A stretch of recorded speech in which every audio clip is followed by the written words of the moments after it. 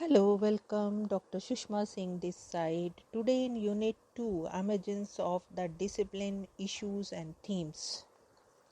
Let us start our lecture with topic Theories and Methods Used by Sociologists in India. According to Dhanagari, the theoretical orientation of Indian sociologists and social anthropologists seem to have changed. It may be said that the appeal of philosophical theoretical orientation and structural function culturological approach is declining. Dialectical historical operation, often based on Marxist method and propositions, has of late shown a profound capacity for adaptation and innovation. This orientation has now become popular among the younger generation of sociologists. The structuralist approach or theoretical orientation too has been quite popular, as is reflected in the work of such sociologists as J.P.S. Oberoi, T.N. Madan and Veena Das. This trend is likely to gain more popularity in the coming years. The systematic theoretical orientation is seen in some of the writings of M.S. Gure, Yogendra Singh, Y. Bidami, Yogesh Atal and a few others, but no significant advances have been made on this front in the recent year.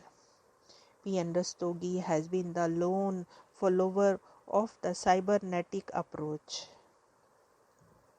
Briefly described, these are some of the major trends of research in sociology and social anthropology in India. The theoretical approaches and methods to conduct research are varied, and some of the important theoretical approaches used by different sociologists has been mentioned here only as examples to explain the rich literature that existed in the field of sociology and social anthropology. Now let us conclude the lesson. The first unit, social background of emergence of sociology in India, of this block. Number 1, emergence of sociology in India and the present unit of emergence of the discipline. Issues and themes are the introductory unit on the general theme of this course of sociology in India. The social background which enabled the discipline of sociology and social anthropology to take root in the rich soil of India, where a classical literary tradition already existed, laid the intellectual moorings of the new discipline and its institution. As explained in the beginning of both the unit, sociology and social anthropology bore the strong imprint of sociology as it developed in the West. Sociology in India began a product of an intellectual response of the Indian to the Western interpretation of Indian society and culture. With the spread of imperialism and European colonial expansion, non-European territories, the need to understand the new societies and communities developed.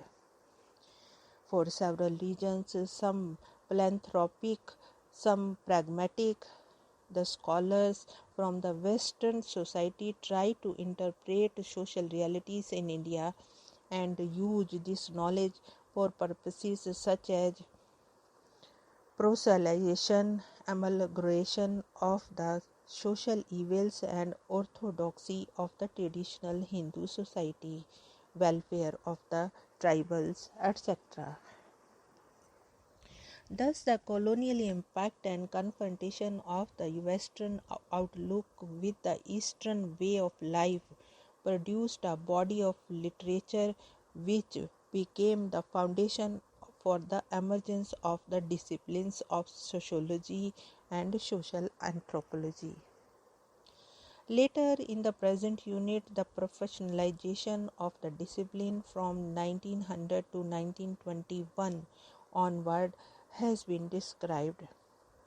It was not a coincidence that the disciplines developed professionally, first in the cities like Bombay, Calcutta, and Lucknow, and slowly spread throughout the country after the 1950s.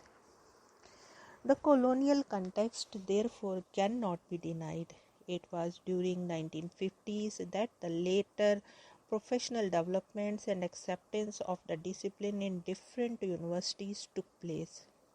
The prestige of the sociology and the social anthropology grew after independence when planned development was introduced. Trained manpower to staff the institute, etc., and to conduct research and training for collecting information about the impact of various community development programs, Panchayati Raj, etc., developed. The ICSSR was founded in 1969 and the University Grant Commission provided funds for research to social scientists. Relevance of the social sciences generally and socially and social anthropology in particular developed.